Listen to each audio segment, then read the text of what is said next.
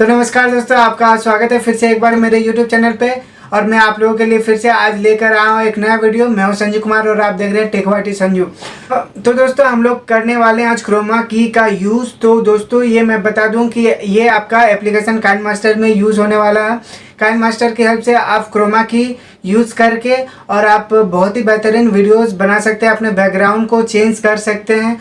और दोस्तों मैं बता दूं कि यहाँ पे आपको ज़्यादा चीज़ लगने वाला नहीं है। आपका बैकग्राउंड अगर अच्छा नहीं है, आप चेंज करना चाहते हो, तो यहाँ से क्रोमा की हेल्प से बहुत ही आसानी से अपना बैकग्राउंड चेंज कर सकते हो। आपको कुछ नहीं चाहिए, बस दो ही सामान चाहिए। एक अच्छा लाइटिंग आप LED बल्ब वगैरह यूज़ कर सकते हो अच्छे तरीके से, और उसके पीछे में एक वाइट आप चार्ट पेपर यूज़ कर सकते हो, या तो यार जेरोक्स पेपर भी यूज़ कर सकते हो। लाइट के पीछे आप रख दोगे तो उसका इफेक्ट आपके फेस पे पड़ेगा, तो आपका जो है फेस बहुत ही क्लियर आएगा। सेकंड यार लाइटिंग हो गया, और दूसरा हो गया हमारे पास एक सिंगल कलर का कपड़ा चाहिए। तो सिंगल कलर का कपड़ा ऐसा हो जो बिल्कुल ही एक ही कलर का हो पूरा, और थोड़ा डार्क कलर का हो। आप रेड, ब्लू, ब्लैक कोई भी कलर ले सकते हैं, लेकिन ध्यान रहे कि दोस्तों आप जो भी कपड़ा यूज़ करोगे अपने बैकग्राउंड पे, वो कपड़ा आप पे जो आपको वीडियो दिखाना हो उस पर यूज़ नहीं हो। जैसे मैं अभी पीछे में ग्रीन यूज़ कर रहा हूँ, तो मेरे अभी टी शर्ट पे कुछ भी ग्रीन नहीं है, ब्लू है।